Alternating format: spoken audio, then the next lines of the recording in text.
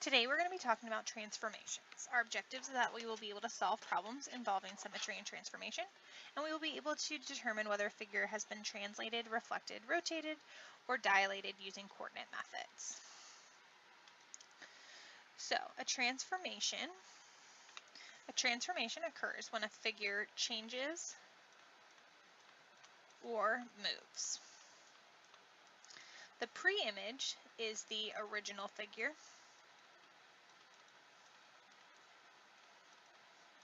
and the image is the figure after the transformation.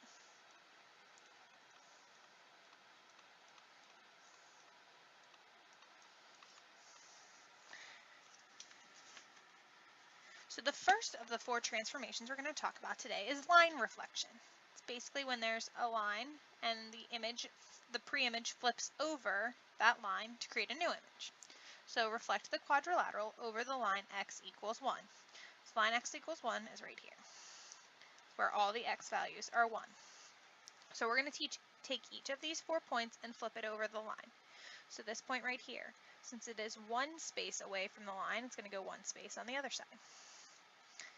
Here is 1, 2, 3, so 1, 2, 3. This one is 1, 2, 3, 4, 5. 1, 2, 3, 4, 5. And this one is 1, 2, 3, 1, 2, 3. And if we connect our dots, we have a mirror image of that original figure. So for reflection, think mirror image, just like you see your reflection in a mirror. Translation.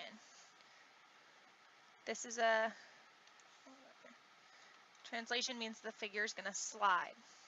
So the vertices of triangle ABC are at 1, 1, and that's A. B is at 3, 4.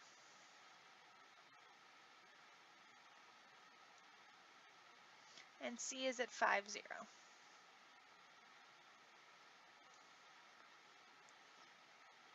Draw my triangle.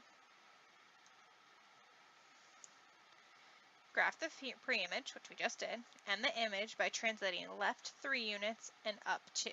So we're going to take this dot and we're going to go left 3, 1, 2, 3, and up 2, 1, 2. And that's our A, and we put the little apostrophe mark. It's called A prime. It's the notation for our image. B, we're going to go left 3, 1, 2, 3, and up 2, 1, 2.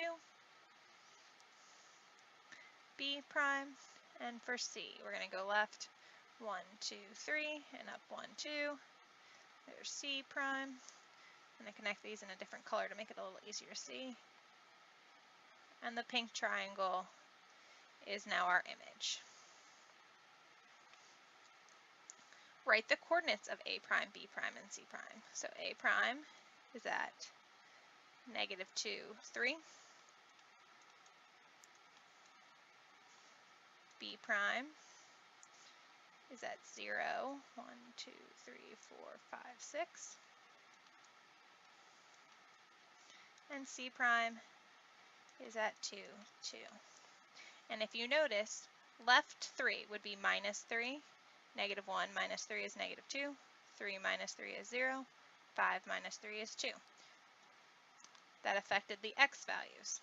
Up 2 would have been +2. We added 2 to all the y values. 1 plus 2 is 3, 4 plus 2 is 6, 0 plus 2 is 2. So we could have done it algebraically first and then graph them. What if we have to perform 2 transformations at once? So triangle FMA is reflected about the y-axis. So here's our y-axis. We're going to reflect it over that and then translate it up 9 units. So F would go 1, 2, 1, 2, and then up 9. 1, 2, 3, 4, 5, 6, 7, 8, 9. There's our F prime.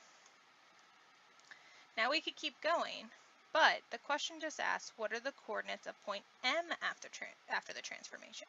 So I'm not going to worry about A. I'm just going to do M. So 1, 2, 3, 4, 5. 1, 2, 3, 4, 5, and up 9. 1, 2, 3, 4, 5, 6, 7, 8, 9. So that would be M prime. So let's see where that coordinate is. 1, 2, 3, 4, 5. So negative 5. 1, 2, 3, 4, 5. Positive 5. A rotation turns a figure a given number of degrees around a point, and that point is our center of rotation. Label the rotations shown below using triangle A as the preimage. So we're focused on triangle A and how it changes to get to the other triangles. So if we take the triangle A and we turn it to the left one turn, that lands where triangle B was. So that means triangle B is a rotation.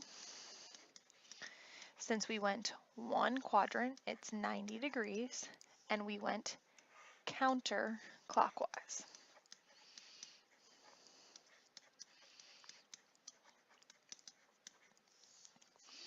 If we kept going all the way around to C, that would have turned 2 quadrants, which means it's 180 degrees counterclockwise.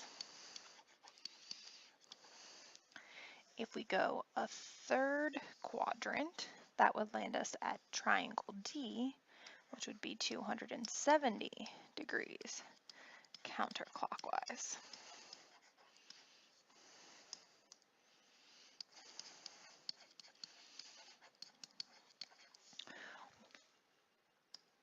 What if we rotated to the right instead of to the left?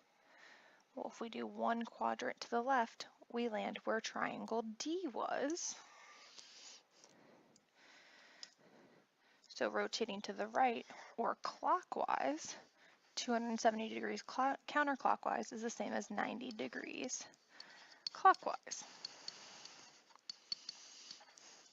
Regardless of which way you turn, when it's 180 degrees, it's still 180 degrees.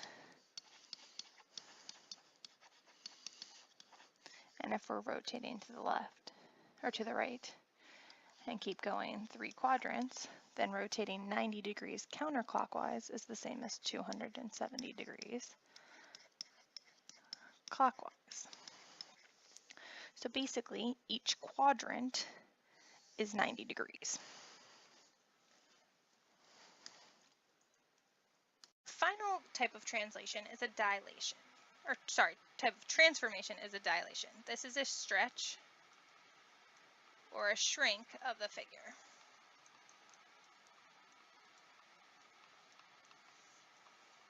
So our original figure is this blue one, A, B, C, D. And it gives us A prime, B prime, C prime, and D prime. So we can tell that it's stretched.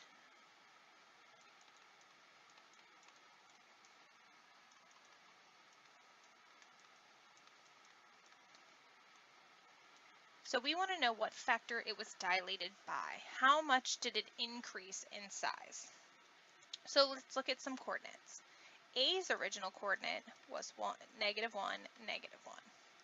A prime's coordinate is -3, -3. B's original coordinate was 0, 1.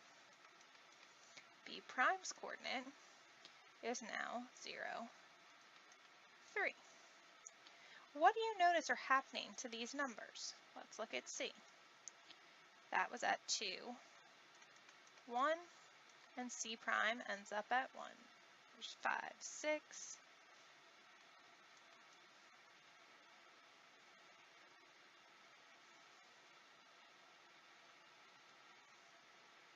Oh, sorry, this was at 2, 2. And it ends up at 6, 6.